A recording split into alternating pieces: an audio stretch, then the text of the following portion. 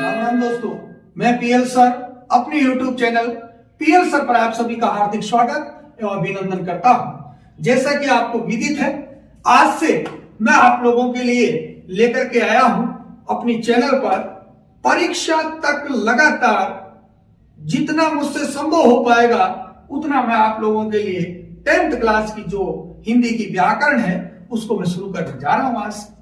और आप सभी जिस विश्वास के साथ आज क्लास से जुड़े हैं उसी विश्वास को आप परीक्षा तक बनाए रखना। मैं आपसे वादा करता हूं, एक भी प्रश्न क्लास से बाहर नहीं जाने दूंगा। मेरे मैटर से आपको प्रश्न मिलेगा, बस आपको मेहनत करनी है इस दृष्टि से कि एक प्रश्न अपना गलत नहीं हो। मैं आपको मैटर ऐसा दे दूंगा कि कोई प्रश्न गलत नहीं होगा। आपके व्याकरण जो है उनमें जो टॉपिक लगते हैं वो ऐसे टॉपिक है मित्रों जो केवल 10वीं क्लास ही नहीं, आपको आगामी 12वीं क्लास 11वीं क्लास में भी काम आएंगे। कॉलेज में आप अनिवार्य हिंदी जब पास करोगे वहां भी काम आएगा।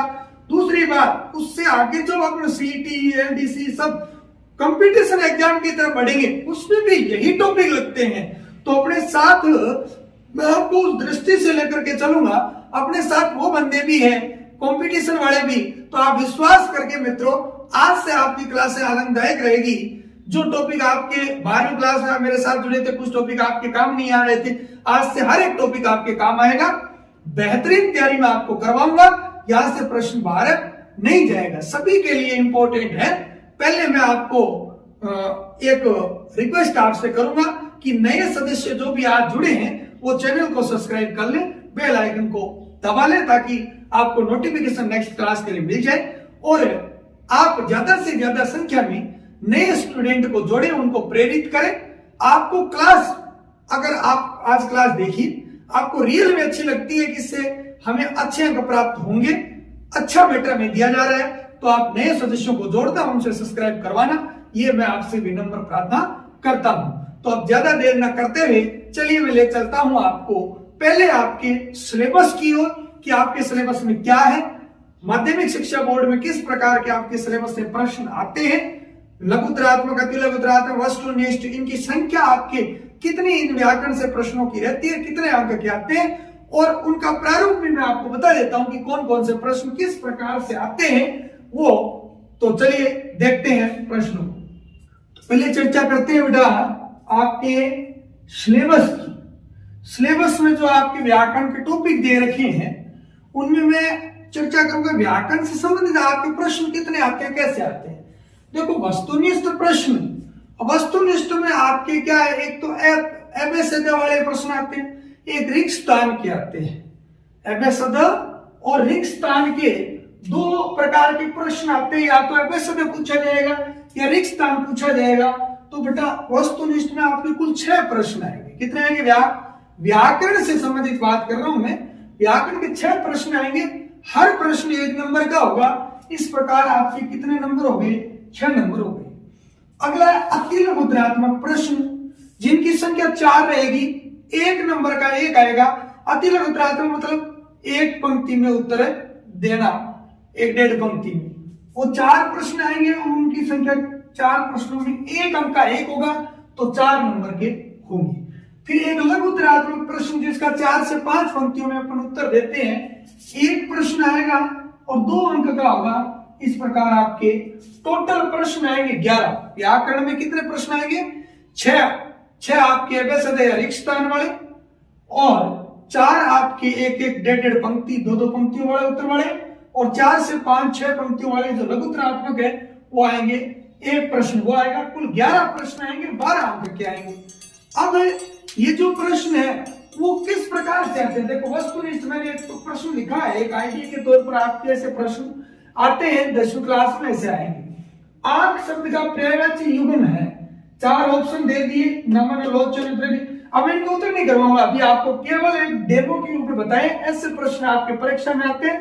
अपन एक एक टॉपिक को पढ़ते जाएंगे, उत्तर अपने आप उस टॉपिक से इनका हल कर लेना, अपने आप मिल जाएंगे आपको।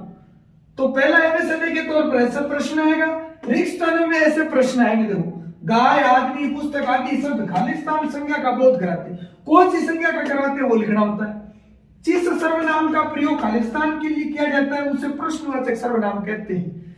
इसका मतलब यहां पर बताना है प्रश्नवाचक सर्वनाम किसे कहते हैं, वो शब्द है। ऐसे शब्द जो संज्ञा या सर्वनाम की विशेषता बतलाते हैं कहलाते हैं। अब परिभाषा है ये भी। फिर अविकारी शब्द ही खालिस्तान कहलाते हैं। क्या कहलाते हैं, अब कहलाते हैं, तो वो आगे ना बात। अनुज शब्द में उपसर्ग है, उपसर्ग कौन सा है, अनुज में इस शब्द में उपसर्ग कौन सा है, वो लिखना है। मान्यता शब्द में मूल शब्द कौन सा है, वो लिखना है। तो रिक्ता में इस प्रकार के प्रश्न आपके बनेंगे। अतिलोकत्रात्मक में व्यंजन संधि की परिभाषा लिखी, सीधी परिभाषा पूछी गई। तत्पुरुष समास के 2 उदाहरण दीजिए। तत्पुरुष समास जो पढ़ेंगे अपन 6 भेद उनके, उनमें से तत्पुरुष समास के 2 उदाहरण पूछे। ऐसे ही संधि के 2 उदाहरण पूछ सकते हैं, या संधि देकर के उसकी संधि विच्छेद करवा सकते हैं। संधि विच्छेद से शब्द संधि युक्त शब्द पूछा जा सकता है। काट का उन्होंने मुहावरे का अर्थ पूछा गया है। जैसी करनी वैसी बढ़नी लोकोक्ति का वाक्य में प्रयोग कीजिए, ऐसा प्रश्न भी आ सकता है लोकोक्ति वाला। लघुत्रात्मक में जो बड़ा प्रश्न आता है 2 नंबर का, वो है काल के आधार प्रक्रिया के भेदों को उदाहरण से समझाइए। तो इसमें कोई जरूरी नहीं है काल के आधार प्रक्रिया पूछी जाए, आपसे विशेषण की परिभाषा पूछी, उसके भेद पूछे जा सकते हैं। सर्वनाम किसे कहते हैं, उसके भेद पूछे जा सकते हैं। संज्ञा किसे कहते हैं, उसके भेद पूछे जा सकते हैं। क्रिया विशेषण किसे कहते हैं, उसके भेद पूछे जा सकते हैं। या कालवाचक क्रिया विशेषण किसे कहते हैं, उदाहरण दीजिए। ऐसे कोई भी प्रश्न आ सकते हैं। संधि किसे कहते हैं, संधि के भेदों को लिखिए। बड़ा प्रश्न कोई भी बन सकता है उसमें से। तो प्रश्नों का स्तर किस प्रकार का रहना है, किस प्रकार के आपके प्रश्न आ रहे हैं, मैंने आपको लिख के बता दिया। कितने प्रश्न कहां से आ रहे हैं, कितने कितने नंबर के, वो बता दिए व्याकरण में। तो बेटा इस प्रकार से अपने को तैयारी करनी है इनकी। तो चलिए चलते हैं अपन पहले टॉपिक की ओर। जो अपना पहला टॉपिक है संज्ञा, उसको अपन पढ़ते हैं, उसका अध्ययन करते हैं। तो बेटा सबसे पहले अपन बात करेंगे, शब्द जो होते हैं वो कई प्रकार के होते हैं। सीधा संज्ञा पर जाने से पहले मैं आपको उसकी जड़ में ले जाना चाहूंगा, तह में ले जाना चाहूंगा, क्योंकि इस चीज से भी कोई ना कोई प्रश्न पूछा जा सकता है सीधा। कि शब्द जो होते हैं वो कई आधार पर, कई प्रकार के होते हैं। उत्पत्ति के आधार पर होते हैं, प्रयोग रचना के आधार पर होते हैं। तो जो अपन जो संज्ञा पढ़ने जा रहे हैं वो प्रयोग एवं रूपांतरण के आधार पर शब्द है, उसका भेद है। प्रयोग एवं रूपांतरण के आधार पर संज्ञा जो शब्द है उसके बेटा 2 भेद होते हैं। एक होता है विकारी शब्द और एक होता है अविकारी शब्द। एक विकारी शब्द, दूसरा अविकारी शब्द। अब विकारी शब्द किसे कहते हैं, यानी वे शब्द जिनमें लिंग वचन कारक के काल के आधार पर कोई परिवर्तन किया जा सकता है। लिंग वचन कारक काल के आधार पर जिनमें विकार उत्पन्न होता है, अर्थात में बदल जाते हैं, उन्हें विकारी शब्द कहते हैं। और विकारी शब्दों के 4 भेद होते हैं, 4 प्रकार होते हैं। संज्ञा, सर्वनाम, विशेषण और क्रिया। अब आती है हमारा दूसरा भेद अविकारी, जिसे अव्यय भी कहते हैं, यानी अविकारी शब्द। तो अ लग गया, विकारी क्या, इसमें मतलब अ यानी नहीं, तो जिनमें परिवर्तन नहीं होता, यानी वे शब्द जिनमें लिंग वचन कारक काल के आधार पर कोई परिवर्तन नहीं होता, कोई विकार उत्पन्न नहीं होता, उन्हें अविकारी शब्द कहते हैं। ये भी 4 प्रकार के होते हैं, इनके भी 4 भेद होते हैं। क्रिया विशेषण, समुच्चय बोधक, संबंध बोधक और विस्मयादि बोधक। कुछ विद्वान एक अन्य भेद भी मानते हैं जिसको निपात कहते हैं, लेकिन 4 मूल भेद है, आपको 4 याद रखने हैं। अब आपके सिलेबस में बेटा मैंने बताया आपको ये भी दिए हुए हैं 4 और ये भी दिए हुए हैं, क्योंकि इन सब में क्या दिया, एक नाम लिखा हुआ है अव्यय। तो आपको चारों की संपूर्ण जानकारी होनी चाहिए। प्रश्न सबसे आते हैं, 4 ये पढ़ने हैं, 4 ये पढ़ने हैं, 8 आपको पढ़ने हैं। तो अपन विकारी शब्दों से बेटा शुरू करेंगे और पहला अपना संज्ञा टॉपिक अपन पढ़ने जा रहे हैं। तो बात करते हैं अपन संज्ञा की, चलिए चलते हैं संज्ञा की तरफ। संज्ञा, विकारी शब्द। तो देखिए विकारी शब्द, मैंने कहा संज्ञा के क्वेश्चन में क्या लिखा है, विकारी शब्द। तो बेटा विकारी शब्द क्या है, अभी मैं चर्चा करके गया हूं आपके आगे। विकारी शब्द है क्या, देखो विकारी अभी बताया है कि संज्ञा एक विकारी शब्द है, यानी जिनमें लिंग वचन कारक काल के आधार पर किसी प्रकार का कोई ना कोई परिवर्तन होता है, वो आपका क्या है, विकारी शब्द। और जिनमें परिवर्तन नहीं होता वह विकारी है। तो ये विकारी के 4 भेद होते हैं, संज्ञा, सर्वनाम, विशेषण और क्रिया। तो उनमें पहला है संज्ञा, ये प्रथम भेद माना जाता है। देखते हैं, देखिए वाक्य में परकारी की दृष्टि से विकारी शब्दों का प्रयोग किया जाता है। ध्यान से सुनना, वाक्य में परकारी की दृष्टि से, यानी परकारी का मतलब क्या है? वाक्य में जो भी पद या शब्द जो प्रयुक्त हुए हैं उनका कोई ना कोई क्या होता है, अर्थ भी होता है, वो अपना अपना कोई ना कोई काम भी करते हैं। जैसे वो कर्ता हो सकता है, वो कर्म हो सकता है, वो वाक्य में क्रिया हो सकता है। तो वाक्य में परकारी की दृष्टि से विकारी शब्दों का प्रयोग किया जाता है। विकारी शब्द 4 प्रकार के हैं, अभी बता दिया ना मैंने आपको, कोई सा भी प्रयुक्त हो सकता है, किया जाता है, जिन्हें पद भी कहा जाता है। यानी वाक्य में प्रयुक्त प्रत्येक शब्द ही पद कहलाता है। प्रश्न आ सकता है पद किसे कहते हैं? तो वाक्य में प्रयुक्त प्रत्येक शब्द ही क्या कहलाता है? पद कहलाता है। अब वो शब्द क्या हो सकता है? विकारी भी हो सकता है, अविकारी भी हो सकता है। पद कहलाता है विकारी शब्दों या पदों, दोनों नाम दिए ना, देखो या पदों सीधा शब्द है, वाक्य में प्रयोग होते ही क्या कहलाएगा? पद। पदों में सर्वप्रथम संज्ञा की गणना की जाती है। सबसे पहले किसका नाम आता है? संज्ञा का। देखिए, संज्ञा का शाब्दिक या सामान्य अर्थ, संज्ञा जो है इसका शाब्दिक या सामान्य अर्थ क्या होता है? नाम होता है। क्या होता है बेटा? नाम होता है। यानी इस संसार में आपको जो कुछ भी दिखाई दे रहा है, जो कुछ भी आप देख रहे हो, अगर उनका कोई नाम है तो वो क्या है? संज्ञा है। जैसे मैंने ये कहा पेन, आप क्या कहोगे दिखाते? पेन है। तो क्या वास्तव में ये पेन है क्या बेटा? बात समझने की कोशिश करना, ये पेन तो नहीं है ना, इसका नाम पेन है। ये तो प्लास्टिक की एक वस्तु है, लेकिन इस वस्तु का नाम हो गया पेन, तो क्या है? संज्ञा है। मैंने कह दिया ऊपर क्या चल रहा है, तो आप क्या कहोगे? पंखा। लेकिन वास्तव में पंखा है क्या? नहीं है। क्यों?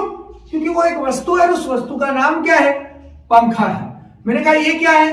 कोई टीचर कहेगा, कोई अध्यापक कहेगा, कोई मेरा नाम जानता है वो नाम लेगा, लेकिन वास्तव में क्या जो आप कह रहे हो वो है क्या? मैं तो सबसे पहले क्या हूं? एक व्यक्ति हूं, लेकिन इस व्यक्ति का नाम है कुछ ना कुछ, तो क्या है वो? संज्ञा है। ये क्या है? आप क्या कहोगे?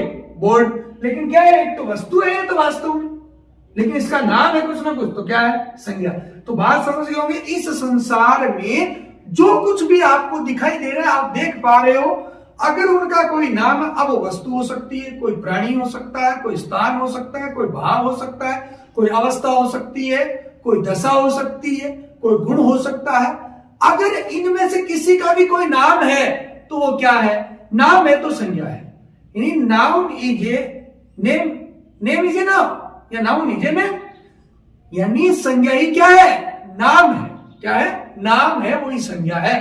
तो इसका शाब्दिक अर्थ ही बेटा क्या है? नाम। देखिए, संज्ञा का शाब्दिक या सामान्य अर्थ क्या है? नाम है। अब वही परिभाषा देखो, इसी समझ जाएगी। किसी प्राणी, वस्तु, स्थान, भाव, अवस्था, गुण या दशा के नाम को ही क्या कहते हैं? संज्ञा कहते हैं। बात आ गई होगी समझ?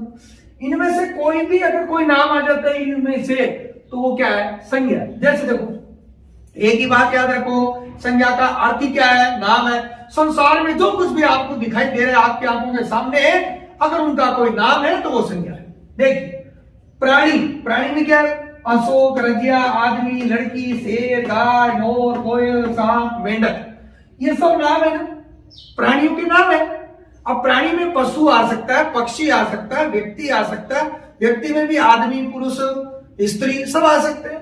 फिर देखो वस्तु, वस्तु में रामायण वस्तु है, पुस्तक वस्तु है, सोना, पंखा, पेन, मेज, कुर्सी, ये सब क्या है? क्योंकि ये क्या है बेटा? निर्जीव है। प्राणी सजीव की बात करता है, तो ये सब क्या है? संज्ञा है। देखो भाव, सुख, दया, शत्रुता, क्रोध, दुख, ये सब क्या भाव है? यानी जिनको अपन ना देख सकते ना छू सकते, केवल उनको क्या कर सकते हैं? महसूस कर सकते हैं, तो वो आपका क्या है? भाव है। फिर देखो गुण, लंबाई, खटास, वीरता, स्थान देखो जोधपुर, गंगा, पहाड़, शहर, गांव, विद्यालय, ये सब स्थानों के नाम है। अवस्था, बचपन, जवानी, बुढ़ापा, ये सब क्या है?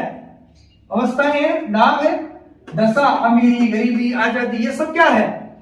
दशा है। देखो गरीब विशेषण होता है, व्यक्ति कैसा है? गरीब है, लेकिन उसकी दशा कैसी है? गरीबी, गरीबी में जीवन यापन कर रहा है तो वो संज्ञा बन गया, गरीब आपका विशेषण बन गया। तो ये सब आप आसानी से समझ गए होंगे आराम से कि किसी प्राणी, वस्तु, स्थान, पदार्थ या भाव, गुण, अवस्था, दशा, इनका कोई नाम आता है तो वो संज्ञा है। यह आपके सामने उदाहरण भी मैंने रख दी। अब संज्ञा के भेद देखो। संज्ञा मुख्य रूप से 3 प्रकार की होती है। मुख्य रूप से संज्ञा के कितने भेद होते हैं? 3 होते हैं। 3 प्रकार की संज्ञा होती है। व्यक्तिवाचक संज्ञा, जातिवाचक संज्ञा और भाववाचक संज्ञा। व्यक्तिवाचक संज्ञा, जातिवाचक संज्ञा और भाववाचक संज्ञा। अब कुछ विद्वान या कहे अंग्रेजी जो है उसमें संज्ञा के 5 भेद माने जाते हैं। उक्त 3 भेदों के अतिरिक्त द्रव्यवाचक संज्ञा, समुदाय या उसी का नाम ले सकते हैं समूहवाचक संज्ञा, ये 2 भेद उसमें और होते हैं, 5 भेद होते हैं। लेकिन हिंदी में इन दोनों भेदों को जातिवाचक संज्ञा का ही भेद माना जाता है। तो इस प्रकार संज्ञा के मूल रूप से कितने भेद बेटा? 3 भेद होते हैं। देखिए संज्ञा के मुख्य रूप से 3 भेद होते हैं। व्यक्तिवाचक संज्ञा, जातिवाचक संज्ञा, भाववाचक संज्ञा। अब जातिवाचक संज्ञा के फिर से कितने भेद हैं? 2 भेद है। द्रव्यवाचक संज्ञा या समुदाय या समूहवाचक संज्ञा। तो मैंने नोट लगाया, विशेष में ये बात लिख दी आपके लिए कि अंग्रेजी भाषा में संज्ञा के 5 भेद हैं, जिनमें उक्त 3 के अतिरिक्त यानी व्यक्ति, जाति और भाव के अतिरिक्त यानी अलावा द्रव्यवाचक संज्ञा तथा समुदाय या इसको कह सकते हैं समूहवाचक संज्ञा, हिंदी में ये दोनों जातिवाचक संज्ञा के उपभेद माने जाते हैं।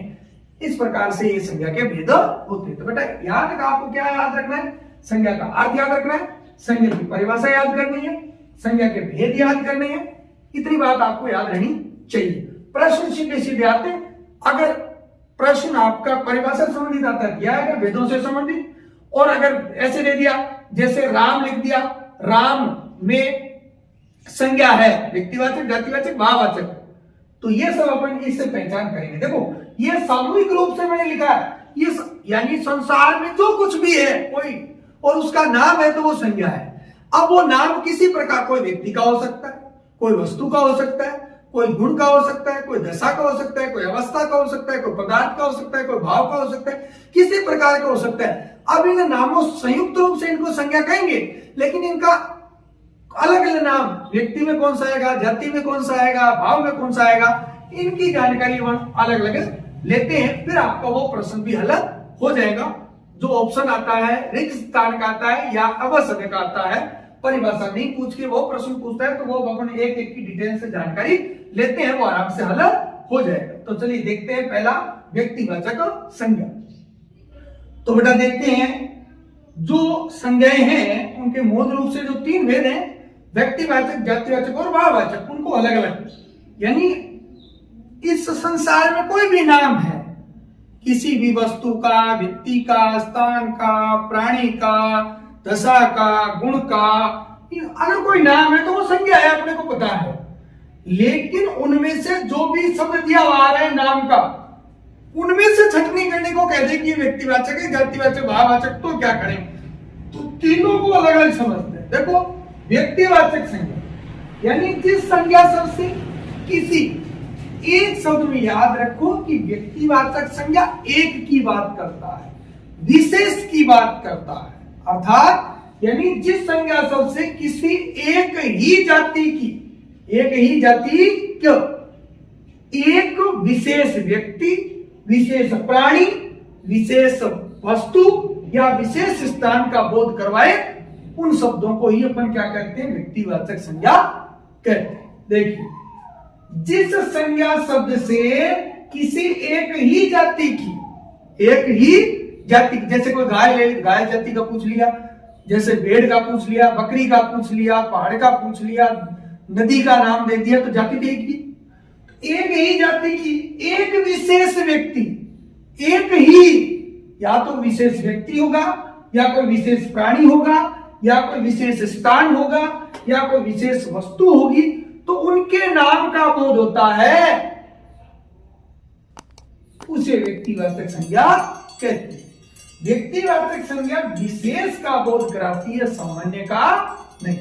सामान्य गाय कह दिया तो सीधा सामान्य, लेकिन उसका विशेष क्या है? गाय नाम है, जैसे गोरा गाय, कपिला गाय, तो विशेष की बात व्यक्तिवाचक में होती है। परिभाषा समझ में आ गई होगी। एक या विशेष की बात व्यक्तिवाचक संज्ञा।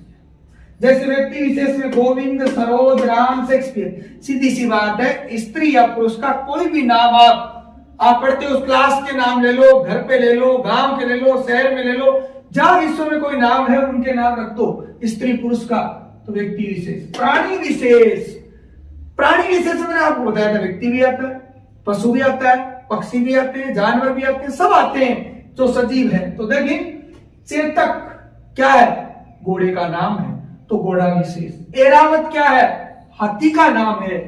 तो केवल हाथी है तो जातिवाचक, केवल घोड़ा है तो जातिवाचक, केवल गाय है तो जातिवाचक। लेकिन नाम दे दिए इनका विशेष, चेतक विशेष घोड़े की बात हो रही है, एरावत विशेष हाथी की बात हो रही है, कपिला विशेष गाय की बात हो रही है, गोरा गाय विशेष गाय की बात हो रही है। जैसे कोई फूल का नाम दे दिया, जैसे गेंदा, गेंदा फूल, तो विशेष फूल की बात हो रही है। देखिए लेकिन यहाँ फूल है क्योंकि प्राणी की बात कर रहे हैं। फिर देखो वस्तु विशेष, रामचरितमानस ग्रंथ का नाम है। उषा पंखा, पंखा क्या है, जातिवाचक है, लेकिन पंखे के विशेष नाम है। देखो उषा का पंखा आता है तो उषा पंखा। मशीन आती है तो जातिवाचक, लेकिन विशेष मशीन का नाम जैसे रीटा मशीन, तो विशेष की बात हो रही है। पेन दुनिया भर के हैं जातिवाचक, लेकिन क्योंकि पेन से संपूर्ण पेन जाति का बोध होता है, लेकिन नाम दे दिया hero pen, hero pen, gel pen, तो ये क्या है, जातिवाचक, आपका विशेष होने के कारण व्यक्तिवाचक। घड़ी है संपूर्ण जाति का बोध करवाती है, लेकिन नाम दे दिया सोनाटा घड़ी, बजाज घड़ी, तो विशेष की बात होती व्यक्तिवाचक। देखिए स्थान विशेष, स्थान विशेष दुनिया में जो भी है, नगर है, शहर है, गांव है, आपके देश है, तहसील है, राज्य है, राजधानियां है, ठीक, कोई भी नाम आ जाता है तो स्थान विशेष की बात करता है, विशेष की बात करता है तो कौन सा, व्यक्तिवाचक। जैसे देखिए पूर्व, पश्चिम, उत्तर, दक्षिण, ये क्या है, दिशाओं के नाम, दिशा के नाम है दिशा विशेष। हिमालय, आल्प्स, सतपुड़ा क्या है, पर्वत विशेष, पर्वतों के विशेष नाम दिए गए हैं। गंगा, यमुना, नील, गोदावरी, ब्रह्मपुत्र, ये क्या है, नदी विशेष, नदियों के नाम है। भारत, भूटान, अमेरिका, ये क्या है, देश विशेष, देशों के नाम है। सोमवार, मंगलवार, ये क्या है, दिन विशेष, दिनों के नाम है। जनवरी, फरवरी, मार्च, मई, दिसंबर, ये क्या है, महीनों के नाम है। ऐसी चैत्र, वैशाख ऐसे आते, भारतीय महीने भी आ सकते हैं। जोधपुर, जयपुर, नई दिल्ली क्या है, नगर विशेष है, नगरों के नाम है। ऐसे ही बहुत आ सकते हैं, जैसे कोई युद्धों के नाम है, पत्र पत्रिकाओं के नाम है, ग्रंथों के नाम है, ठीक है, तो ये सब इसी में आते हैं। फूलों के नाम, आपकी राजधानियों के नाम, मैंने बहुत लिस्ट बता दी, काफी आप लिखने। फिर देखो जातिवाचक, यहाँ विशेष की बात होती है, एक की बात होती है, जाति में संपूर्ण जाति का बोध होता है। एक की बात, जैसे यहाँ अपने बात की चेतक, घोड़ा था नाम दिया गया, लेकिन केवल घोड़े की बात करें, केवल हाथी की बात करें, केवल गाय की बात करें तो संपूर्ण जाति यानी जातिवाचक। ये जाति विशेष की बात व्यक्तिवाचक, जाति की बात, समूह की बात तो जातिवाचक। देखिए जिस संज्ञा से किसी प्राणी, वस्तु अथवा स्थान की जाति या पूरे वर्ग का बोध हो, पूरा वर्ग संपूर्ण जाति का बोध होता है, जातिवाचक संज्ञा होती है, उसे जातिवाचक संज्ञा कहते हैं। जातिवाचक संज्ञा से एक ही प्रकार के प्राणियों, वस्तुओं और स्थानों का बोध होता है। देखिए जैसे प्राणी में आदमी, औरत, लड़का, हाथी, घोड़ा, तोता, मछली, गाय, भैंस, भेड़, युवती, सब प्राणी है तो जातिवाचक, क्योंकि संपूर्ण जाति का बोध। आदमी, कौन से आदमी की बात हो रही है पता नहीं है, औरत से कौन सी औरत की बात हो रही है पता नहीं है, लड़का किस लड़की की बात हो रही है पता नहीं, संपूर्ण लड़कों की जाति का बोध हो रहा है। हाथी, घोड़ा, तोता, जब तोते का नाम हीरामन तोता तो आपका क्या हो जाता, व्यक्तिवाचक। मछली, व्हेल मछली, ब्लू मछली, तो क्या होता, व्यक्तिवाचक, लेकिन जाति का बोध है, नाम नहीं दिया गया। गाय, भैंस, भेड़, ये सब क्या है, इनके विशेष नाम आते, जाफराबादी, मुर्रा नस्ल की भेड़, तो वहां आता, लेकिन नाम नहीं है, जाति का बोध है। वैसे देखिए वस्तु, पुस्तक है, किसी पुस्तक का नाम देता तो व्यक्तिवाचक। घड़ी का नाम देखो यहाँ मैंने दिया था, पंखे का नाम मैंने दिया था, पेंसिल, नटराज क्या थी, नटराज नाम देते व्यक्तिवाचक। दूध, अब दूध के नाम नहीं होते क्या? अमूल है, सरस है, ऐसी पानी। पानी तो अनेक प्रकार के बिकने लगे, अनेक प्रकार के नाम आते हैं पानी के। तो फिर सोना, लोहा। अब लोहा में नाम नहीं आते क्या? लोहा अलग अलग प्रकार के लोहे के प्रकार है। सोना है 24 कैरेट, और नाम आते हैं। पत्थर है, लकड़ी है, साबुन है, फल है, फूल है। इनके नाम आए तो व्यक्तिवाचक। समूह का बोध हो रहा है जातिवाचक। स्थान देखो, पहाड़, नदी, शहर, घर, देश, बाजार, स्टेशन, सब क्या है? जातिवाचक। इनका नाम दे देता स्टेशन, नई दिल्ली स्टेशन, तो व्यक्तिवाचक। बाजार, जोहरी बाजार, तो व्यक्तिवाचक। रानी बाजार, व्यक्तिवाचक। नाम नहीं दिया गया, समूह का बोध है तो जातिवाचक। पता चल गया गाड़ा? अब जातिवाचक संज्ञाएं हैं, उनके दो भेद मैंने आपको बताए थे, द्रव्यवाचक और समुदाय या समूहवाचक। लेकिन ये ध्यान रखना, जातिवाचक के दो भेद हैं, द्रव्यवाचक और समूहवाचक। अब द्रव्यवाचक समूहवाचक के शब्दों की जो लिस्ट है वो वास्तव में तो है क्या? जातिवाचक ही है, लेकिन अलग पूछ लिए जाए तो आपको ये बताना है। देखें, जातिवाचक संज्ञा, द्रव्यवाचक संज्ञा, जिन संज्ञा शब्दों से किसी धातु, द्रव्य आदि पदार्थों का बोध होता है उन्हें द्रव्यवाचक संज्ञा कहते हैं। सीधी सी बात, या तो कोई द्रव्य होगा, तरल पदार्थ होते हैं ना, पानी, दूध, ये सब, घी, सब, ठीक है। और दूसरा है धातु, सोना, चांदी, ये सब। इसका मतलब ये है कि एक माप तोल वाली वस्तुएं हैं वो सारी इसमें है। जैसे देखो, सोना, चांदी, लोहा, तांबा, घी, तेल, पानी, पत्थर, लकड़ी, कोयला, ऊन, वायु, पेट्रोल, चावल, चाय, गेहूं, ये सब क्या है? घी भी इसी में आता है। ये सब क्या है? द्रव्यवाचक है, क्योंकि इसमें धातुएं आती है और तरल पदार्थ, जो द्रव पदार्थ है, वो आते हैं द्रव्यवाचक के शब्दों में। और फिर अगला समुदायवाचक। कौन सा है? समुदायवाचक, यानी एक समूह का बोध करवाया। जिन संज्ञा शब्दों से व्यक्तियों या वस्तुओं के समूह या कह सकते हैं समुदाय का बोध होता है, उन्हें समूहवाचक या समुदायवाचक संज्ञा कहते हैं। जैसे देखो, व्यक्तियों का समूह और वस्तुओं का समूह अलग है। व्यक्तियों का समूह कक्षा है। अब कक्षा में कितने बच्चे होते हैं? ये समूह ही तो है। दल है, कोई दल नाम होता है, तो उस दल में कितने सदस्य होते हैं? सभा है, सभा हो रही है, व्यक्तियों का समूह है। सेना है, वो सेना को एक आदमी होता है, समूह है। मंडली कई लोगों की होती है, तो समूह है। गोष्ठी, संघ, गिरोह, वृंद, भीड़, सम्मेलन, पुलिस, टुकड़ी, जत्था,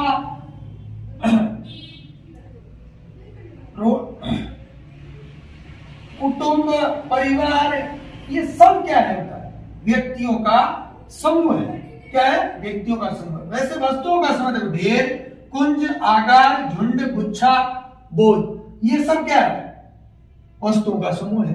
तो ये सारे शब्द जो नीचे दिए गए है तो एक जातिवाचक की, लेकिन ये इसके भेदों की बात करें तो इनमें बताना है। अब देखो, समूह की बात करें तो समुदाय, और जब द्रव पदार्थ, तरल पदार्थ और धातुओं की मात्रा और की बात करें तो द्रव्यवाचक, और इनका विशेष नाम आता है तब यहाँ जाते हैं व्यक्तिवाचक में। बाकी समूह जाति का बोध होता है तो जातिवाचक में रहते हैं।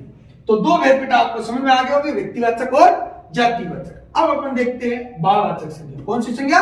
भाववाचक संज्ञा। देखो, भाववाचक संज्ञा सीधी सी बात है, भाववाचक संज्ञाएं वे होती है जिनको अपन ना तो देख सकते और ना ही उनको छू सकते, यानी स्पर्श कर सकते, केवल उनको महसूस कर सकते। देखो, उदाहरण के लिए डर है। अब डर लग रहा है, डर क्या है? मन की सोची तो है। डर वास्तव में किसी ने देखा है क्या? देखे तो तुरंत मर जाएगा आदमी। तो फिर डर क्या है? भाव है मन का। अपन घरे कोई आदमी बता दे का बट फलानी ती जगह भूत रह भूत नहीं रह, तो क्या है? मन में एक भय की स्थिति, वो जगह आते ही अपने मन में वो भाव जागृत हो जाता है, तो चलना शुरू करते। और मारवाड़ी में उदाहरण देखो, आपने अब हमारे फिर जी तक की को नहीं हुए, अजय ही आप घर के घरे आवा तो मेन दरवाजा हुआ आप रात बिरात वहां लेट सेट वहां, तो दरवाजे मेन बारे के जो मुख्य द्वार है भी सीधा ही जितना एकदम धीरे धीरे ऐसा भी मां बढ़ता है सीधा आप भागर जैसे अंदर तनी। अभी इतनी देर में किसी को खंड खावाएगी थी वैसे को, लेकिन वो क्या है हैबिट अपने आप स्वाभाविक है, अपने आप होता है, क्योंकि भय मन है ऐसा कि अब तो आ ही गया, तो इनको देख नहीं सकते, छू नहीं सकते, स्पर्श नहीं कर सकते, केवल क्या कर सकते हैं, महसूस कर सकते हैं। देखिए, जिस संज्ञा शब्दों से किसी भाव, अवस्था, गुण, माप, गति, स्वाद, दोष, स्वभाव, दशा, क्रिया, व्यापार आदि का बोध होता है, उन्हें भाववाचक संज्ञा कहते हैं। देखो, भाव में कौन सा है? प्रेम, दया, भलाई, मित्रता, मनुष्यता, करुणा, शत्रुता, दुख, वैर। इनको अपन छू नहीं सकते, केवल महसूस कर सकते हैं। अवस्था है, देखो, लड़कपन है, बचपन है, जवानी है, बुढ़ापा है, शैशव है, ये सब क्या है? भाववाचक संज्ञा। गुण है, देखो, सुंदरता, सुंदर, मीठा, ये विशेषण है, लेकिन देखो, सुंदरता, मिठास, लंबाई, वीरता, चतुरता, कुशाग्रता, सब क्या है? गुण है, भाववाचक संज्ञा। दशा, गुलामी, आजादी, अमीरी, गरीबी, भाववाचक संज्ञा दशा बोधक है। क्रिया बोधक है, दौड़ धूप, पढ़ाई लिखाई। देखो, पढ़ना क्रिया होती है, लिखना क्रिया होती है, लेकिन पढ़ाई लिखाई भाववाचक संज्ञा होती है। माप, लंबाई, चौड़ाई, ऊंचाई। स्वाद, कड़वापन, मिठास, कसेलापन। गति, फुर्ती, शीघ्रता, सुस्ती, ये सब क्या है? भाववाचक संज्ञा के शब्द है। इनको केवल अपन क्या कर सकते हैं बेटा? इनको केवल अपन महसूस कर सकते हैं, इनको देख नहीं सकते, इनको स्पर्श नहीं कर सकते। तो अपन ने व्यक्तिवाचक, जातिवाचक और भाववाचक और जातिवाचक के भेद पढ़ लिए हैं। आराम से बेटा आपके समझ में आगे होंगे, कोई जटिल नहीं है, मैंने एक एक थ्योरी आपको बता दी है। अब अपन पढ़ते हैं भाववाचक जो संज्ञाएं हैं, उन भाववाचक संज्ञाओं का निर्माण कितने तरीके से होता है और भाववाचक संज्ञाएं कितने तरीके से होता है, तो उनसे उन तरीकों से बनने वाले जो शब्द है वो, तो इससे आपको जो अलग अलग प्रकार से शब्द है उनसे भाववाचक संज्ञा बढ़ेगी, तो आपकी शब्दावली बढ़ जाएगी कि ये शब्द है, ये इसमें आता है और इससे बनने वाला शब्द ये भाववाचक संज्ञा के शब्द है। एक लंबी चौड़ी आपके पास लिस्ट बन जाएगी, जो आपके भविष्य में भी अनेक प्रतियोगिता परीक्षाओं में भरपूर काम देगी। आप इस टॉपिक को ढंग से याद कर ले बेटा, जीवन भर काम आएगा। ये बहुत जबरदस्त टॉपिक है, प्रतियोगिता परीक्षाओं में भरमा रहती है प्रश्नों की इससे, और मैंने बहुत अच्छी तरीके से आपको यहाँ पर लिख के बताया है। किताब की बात करें, आपको तो आना कितना है? आना तो परिभाषा जैसे व्यक्तिवाचक संज्ञा किसे कहते हैं उदाहरण दीजिए, ये बता दिया, एक दो लिख दिए, भाई ये परिभाषा लिख दिया गोविंद, सरोज, चेतक, ऐसे नाम लिख दिए तो आपकी कंप्लीट होगी परिभाषा। लेकिन जब प्रश्न वस्तुनिष्ठ आता है, खाली स्थान, रिक्त स्थान वाला आता है, तो ये सब बातें अपने को ज्ञान होना जरूरी है। अगर अपने को नॉलेज नहीं है तो अपन उसका उत्तर नहीं निकाल पाएंगे। परिभाषा रटने से कुछ नहीं होगा, इस थ्योरी को समझना भी जरूरी है। तो अपन देखते हैं भाववाचक संज्ञा का निर्माण। देखिए, तो देखिए बेटा, भाववाचक संज्ञा की रचना। देखो, कुछ संज्ञाएं, भाववाचक जो संज्ञाएं होती है वो मूल रूप में होती है। देखो, कुछ संज्ञाएं मूल रूप में भाववाचक होती है, जैसे दया है, सुख है, घृणा है, क्रोध है, सत्य है आदि। लेकिन अधिकांश जो भाववाचक संज्ञाएं होती है वो मूल नहीं होकर के अन्य शब्दों से बनाई जाती है। जैसे देखो, लड़ना से लड़ाई बन गया, मनुष्य से मनुष्यता बना, अपना से अपनापन बना, लंबा से लंबाई बना आदि। इस प्रकार बनाना पड़ता है। कुछ मूल होती है, लेकिन अधिकांशतः अन्य शब्दों से बनाई जाती है भाववाचक संज्ञा। तो वो कितने प्रकार से? देखो, भाववाचक संज्ञा 5 प्रकार से बनाई जाती है। भाववाचक संज्ञा 5 प्रकार से बनती है। वो 5 प्रकार कौन से, एक एक की अपन चर्चा करते हैं। यहां से प्रश्न पक्का आता है, ए पार्ट में प्रश्न पक्का आता है प्रतियोगिता परीक्षाओं में, तो इस पार्ट से ही भरमार रहती है। तो देखिए, पहला है जातिवाचक संज्ञा से भाववाचक संज्ञा का निर्माण। जातिवाचक शब्द, इसका मतलब क्या है बेटा? जो उस मूल शब्द होगा। अब इससे आपके देखो, जातिवाचक, व्यक्तिवाचक, भाववाचक अपन पढ़ रहे हैं, तो जातिवाचक शब्द भी कवर कर जाएंगे कि ये इन शब्द में जातिवाचक है और ये बना है, ये भाववाचक है। तो शब्दावली भी आपके साथ बढ़ती जाएगी। तो जातिवाचक संज्ञा से भाववाचक संज्ञा का निर्माण। इनमें कुछ प्रत्यय, देखो, ता है, त्व है, यह है, अ है, ई है, आई है, पन है, आपा है, येता है, ये प्रत्यय, यानी वे शब्दांश जो किसी शब्द के पीछे जुड़कर उसके अर्थ में परिवर्तन करते हैं, वे प्रत्यय कहलाते हैं। तो ये जो मैंने नाम लिए, ये सारे प्रत्यय, इन प्रत्ययों के लगने से जो जातिवाचक संज्ञा शब्द होते हैं वो भाववाचक में बदल जाते हैं। जैसे देखो, पहला ता प्रत्यय के योग से, जब मनुष्य शब्द है, अब मैं एक बार ही बताऊंगा फिर बोलता जाऊंगा कि शब्द जातिवाचक है, तो जातिवाचक से ही भाववाचक बन रहा है।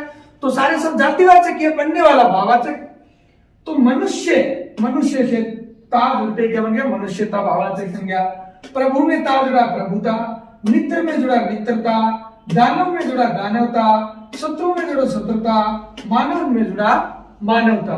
तो ये आगे जो शब्द बने ये सारे आपके, जैसे मनुष्यता, प्रभुता, मित्रता, दानवता, शत्रुता, मानवता, ये सब भाववाचक संज्ञा शब्द है। और इनके पहले लगाया प्रभु है, मनुष्य है, मित्र है, दानव है, शत्रु है, मानव है, ये सब जातिवाचक है। ऐसे ही आपको याद रखना है सारे। तो है प्रत्यय के योग से, देव से बना देवत्व, पशु से बना पशुत्व, कवि से बना कवित्व, नारी से बना नारीत्व, पुरुष से बना पुरुषत्व, व्यक्ति से बना व्यक्तित्व, माता से बना मातृत्व। अगला प्रत्यय यह प्रत्यय के योग से, तो यह प्रत्यय देखो, ईश्वर से बना ऐश्वर्य, कुमार से बना कौमार्य, तरुण से बना तारुण्य, वत्सल से बना वात्सल्य। फिर देखो ई प्रत्यय के योग से, बड़ी ई है, चोर से चोरी, नौकर से नौकरी, मजदूर से मजदूरी, ठग से ठगी। अगला ए प्रत्यय के योग से, शिशु से बना है शेषव, पुरुष से बना है पौरुष। देखो यहां से ईश्वर, वात्सल्य, तारुण्य, यहाँ नारीत्व, मनुष्यता, ये पहला पूरा ता वाला, यहाँ शेषव वाला, ये अनेकों बार पूछे जाते हैं। फिर ये तो प्रत्यय देखो, इंसान से इंसानियत, आदमी से आदमी, ठाकुर से ठकुराई, तरुण से तरुणाई, पंडित से पंडिताई। अगला पन प्रत्यय, बच्चा से बचपन और लड़का से लड़कपन, बहुत अनेकों बार आता है। फिर आपा प्रत्यय देखो, बूढ़ा से बुढ़ापा, ये था प्रत्यय, राष्ट्र से राष्ट्रीयता, ये अनेकों बार आता है। एक होता है राष्ट्र से राष्ट्रीय, तो राष्ट्रीय तो विशेषण में जाएगा, लेकिन ईयता, राष्ट्र से बना ईयता प्रत्यय जुड़ने से राष्ट्रीयता, तो ये भाववाचक संज्ञा। अन्य कुछ है, किशोर किशोरता, डाकू से डकैती, भाई से भाईचारा, भक्त से भक्ति, युवा से यौवन, वृद्ध से वार्धक्य, ये अनेकों बार आने वाले शब्द हैं। अगला देखो, जातिवाचक संज्ञा के बाद दूसरा जो भाववाचक संज्ञा बनता है वो बनता है सर्वनाम शब्दों से। पहला जातिवाचक संज्ञा से भाववाचक संज्ञा, दूसरा सर्वनाम शब्दों से भाववाचक संज्ञा का निर्माण। देखो, अपना सर्वनाम है, अपनाना, पन प्रत्यय जुड़ने से अपना, अपनापन बन गया ये भाववाचक संज्ञा। पराया से परायापन, आ प्रत्यय आप से आपा, कार प्रत्यय अहम से अहंकार, ता प्रत्यय निज से निजता, मम से ममता, त्व प्रत्यय अपना से अपनत्व, निज से निजत्व, स्व से स्वत्व, मम से ममत्व। एक सर्व में सर्वस्व, इसी का।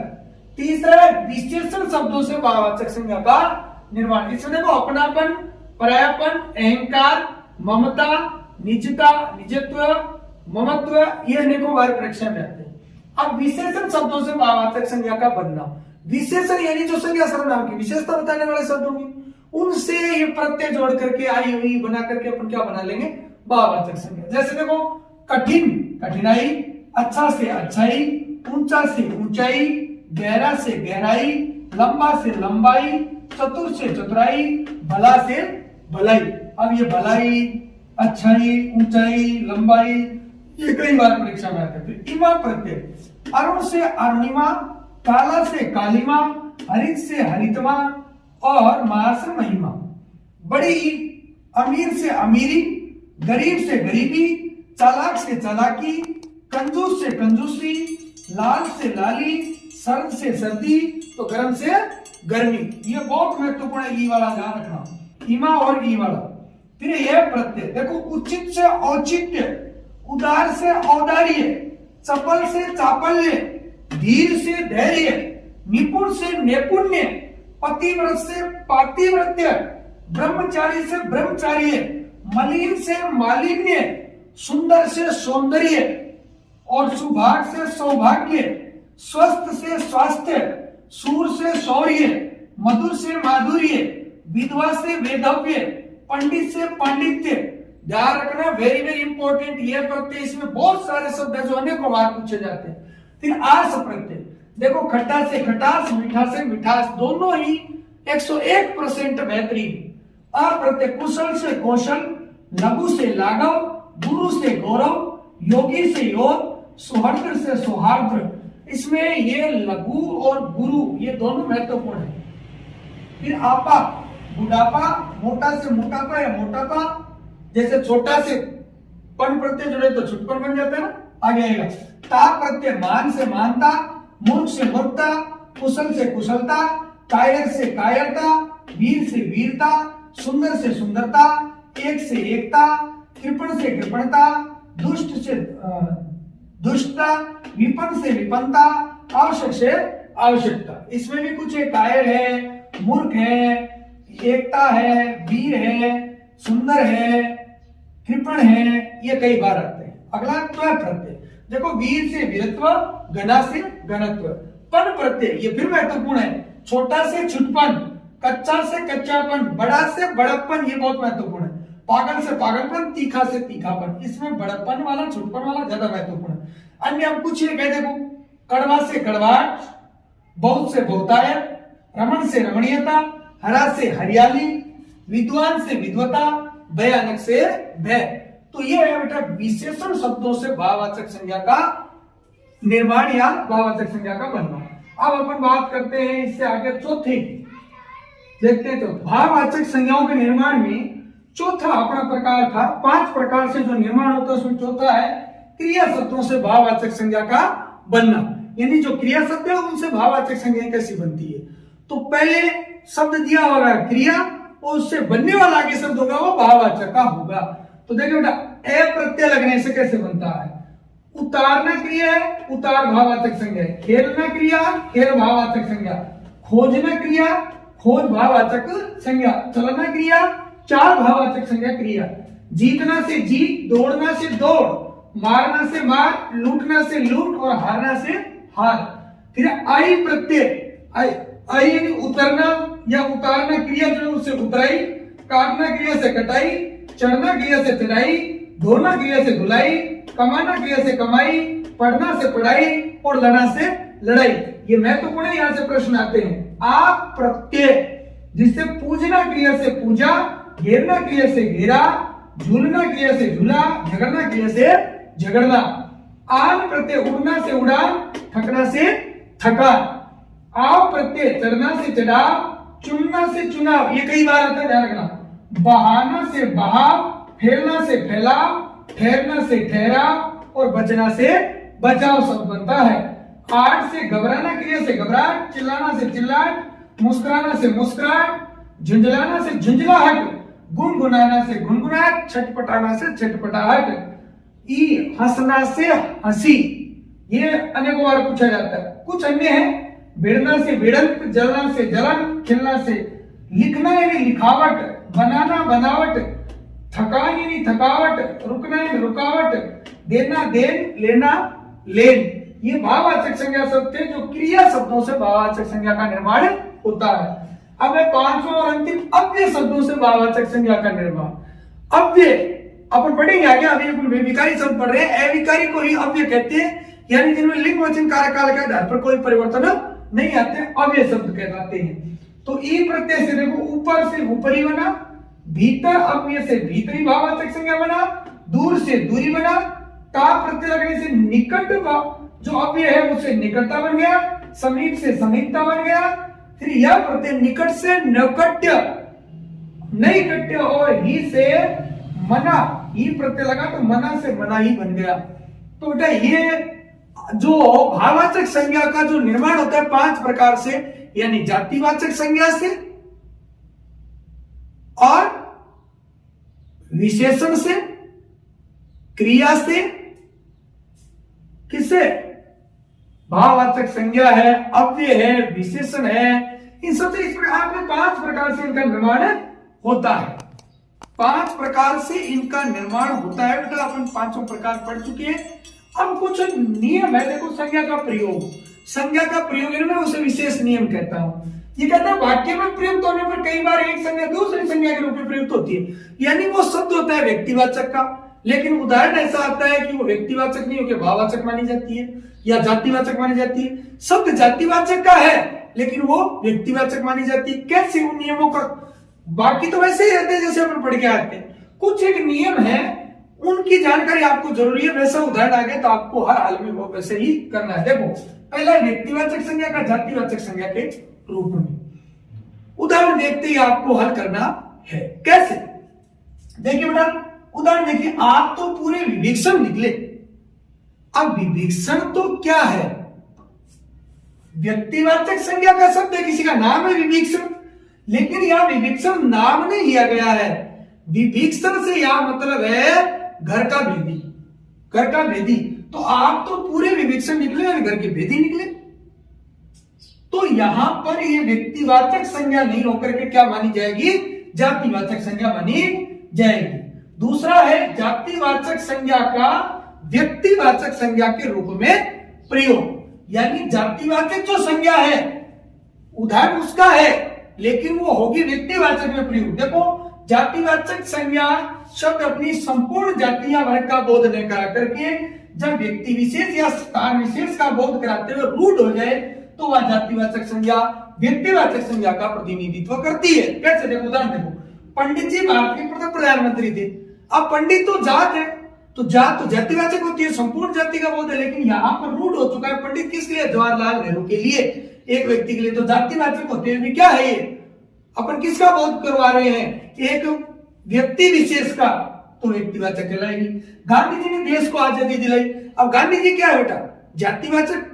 गांधी जात है तो जातिवाचक संपूर्ण जाति का बोध है, लेकिन यहां गांधी जी से मतलब है महात्मा गांधी से, मोहनदास करमचंद गांधी से, तो व्यक्ति विशेष में रूढ़ हो चुका है तो व्यक्तिवाचक मानी जाएगी, जातिवाचक नहीं। ऐसे देखो भाववाचक संज्ञा जाती है। भाववाचक संज्ञा सदैव किसमें? एक वचन में प्रयुक्त होती है। जब ये बहुवचन में प्रयुक्त हो तो फिर यहां पर ये जातिवाचक मानी जाएगी। देखो मनुष्य को सदैव बुराइयों से बचना चाहिए। बुराई होता है भाववाचक संज्ञा एक वचन से बना दिया गया, बुराइयों बहुवचन, तो अब ये जातिवाचक कहलाती है। इस उदाहरण में बुराइयों बहुवचन में आई है तो जातिवाचक कहलाएगी। इन दिनों शहर में चोरियां बहुत हो रही है। चोरी एक वचन है, चोरियां बहुवचन है। अब चोरी भाववाचक संज्ञा सदैव एक वचन में आती है, यहाँ चोरियां बहुवचन में आई है तो भाववाचक नहीं, जातिवाचक कहलाएगी। विशेषण शब्द का प्रयोग, विशेषण में वही शर्त लागू होती है। विशेषण शब्द जब संज्ञा सर्वनाम के साथ प्रयुक्त नहीं होकर या विशेष्य के साथ प्रयुक्त नहीं होकर के वो केवल किसके रूप में? स्वतंत्र रूप में, या कह सकते बहुवचन के रूप में प्रयुक्त होती है, तो बहुवचन में प्रयुक्त होने पर वो जातिवाचक मानी जाएगी विशेषण शब्द। देखो बड़ों का सदैव आदर करो, बड़ो बहुवचन में है ना, बड़ा छोटा बड़ा, ये विशेषता विशेषण शब्द है, तो बड़ो तो अब ये जातिवाचक शब्द है। गरीबों पर दया करो, गरीब एक वचन है लेकिन गरीबों बहुवचन है, बहुवचन में प्रयुक्त होने पर ये क्या कहलाएगी? जातिवाचक। ऐसी एक और देखो क्रियापद का संज्ञा रूप में प्रयोग, क्रियार्थ क्रिया कहते हैं अपन। जब कभी कभी क्रियापद वाक्य में संज्ञा के रूप में प्रयुक्त हो जाता है, जैसे देखो खेलना स्वास्थ्य के लिए लाभप्रद है, तो क्या खेलना क्रिया है लेकिन संज्ञा के रूप में प्रयुक्त हुई है तो क्रिया नहीं होकर के ये क्रियार्थक संज्ञा कहलाती है। तुम्हारे जाने से वह काम हो जाएगा, तो जाएगा क्रिया है यहाँ पर, लेकिन जाने से ये क्रियार्थक संज्ञा है। तो बेटा आपने ये संपूर्ण टॉपिक अच्छे से पढ़ लिया है। आशा करता हूं आपको भली भांति समझ आ गया होगा। इससे बाहर कुछ भी नहीं जाएगा, ये मैं आपको 100% गारंटी देता हूं। यही नहीं, प्रतियोगिता परीक्षाओं में भी प्रश्नों की भरमार रहेगी, इतना मैटर मैंने आपको करवा दिया है। कुछ भी बाहर नहीं जाएगा। अगर आपने ढंग से समझ लिया है, ऑथेंटिक तरीके से समझ लिया है, तो बेटा विश्वास दिलाता हूं कोई प्रश्न आपका यहां से गलत नहीं होगा। तो अगर आपको क्लास पसंद आई हो तो आप क्लास को जाते जाते लाइक करें, ज्यादा से ज्यादा इसको चैनल को सब्सक्राइब करें और ज्यादा से ज्यादा सदस्यों को इसको शेयर करें। अपने जो भी आज मेरे चैनल पे नए यूजर्स है, चैनल को सब्सक्राइब जरूर कर लें और ज्यादा से ज्यादा सदस्यों को इससे जोड़े, मैं आपसे ये अपेक्षा रखता हूं। तो आज की क्लास में इतना ही, फिर मिलूंगा एक नए टॉपिक के साथ। तब तक के लिए दीजिए इजाजत। राम राम सर।